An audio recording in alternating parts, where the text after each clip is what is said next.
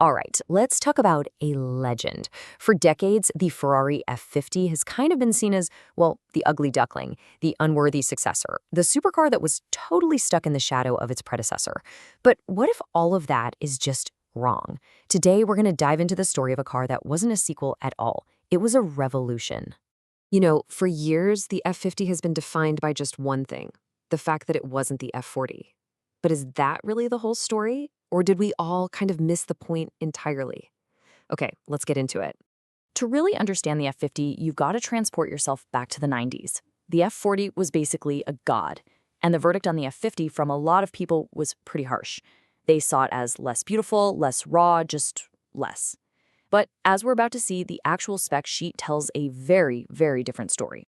So check this out. What's really interesting here is that while the F40, with its twin turbos, had more of that low-down torque, look at the numbers. The F50 was actually quicker from 0 to 60 and had a higher top speed.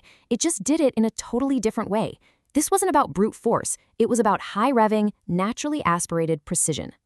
But honestly, the numbers only tell half the story. The real difference, the thing that makes the F50 so ridiculously special, is in its soul. See, Ferrari wasn't trying to build another F40. No way. They were trying to put a Formula One car on the road. For real. And I'm not kidding, this wasn't just some marketing slogan. Ferrari literally transferred 3 core components directly from its 1990 Formula One race car. They took the engine, the suspension design, and the carbon fiber chassis tub and somehow engineered them for street use. I mean, that was just an unprecedented move back then. And this right here, this just shows you how hardcore their approach was. The engine, it was a direct descendant of the V12 from the Ferrari 641 F1 car. The chassis was a carbon fiber tub with the engine bolted directly to it, and the suspension, pure F1-style pushrods. What this all meant was a raw, completely unfiltered driving experience. No ABS, no power steering, no safety net. So here's the crucial point. The engine wasn't just sitting in the car, it was part of the car's skeleton. It was a mounting point for the rear suspension and the transmission, which made the whole structure incredibly rigid. But the trade-off? Oh man, every single vibration from that screaming V12 went directly into the cabin and right up the driver's spine. This kind of extreme engineering means every single F50 is special. And because they made so few of them, each one has its own unique story. And believe me, some of those stories are more dramatic than others. Just think about this car's wild journey. In 2003, it's bought in Italy. A month later, poof, it's stolen, disappears off the face of the earth.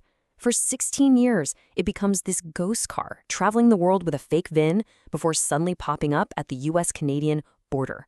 This thing triggered a massive international legal battle. It's not just a car, it's basically a character in its own spy novel. And the dedication to originality is just as nuts.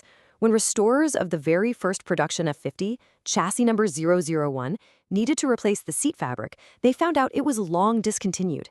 They spent years tracking down the original Italian artisan who made it, and at first, he refused to help. They only got him to remake the material by convincing him of the historical importance of the car. Unbelievable.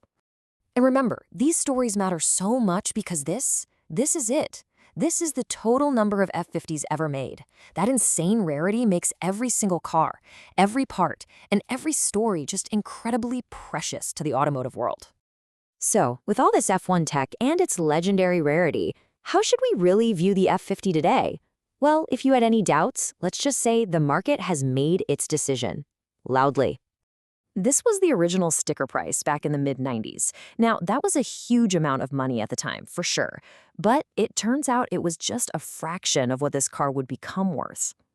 And this is the average selling price today. We're talking nearly a tenfold increase. That doesn't just make it a supercar anymore. That cements its status as a blue-chip, investment-grade collectible that has more than proven its worth. So the big takeaway here is that the F50 was never, ever just a sequel. It was a completely different animal, a raw F1-powered masterpiece that demanded everything from its driver. It might have taken a little while, but it has finally roared out of its predecessor's shadow to claim its own very loud place in history.